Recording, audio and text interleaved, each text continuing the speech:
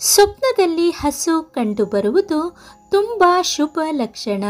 ಹಸು ಸಮಸ್ತ ಕಾಮನೆಗಳ ಪೂರ್ತಿಯಾಗುವ ಸಂಭವದ ಸಂಕೇತ ನೀಡುತ್ತದೆ.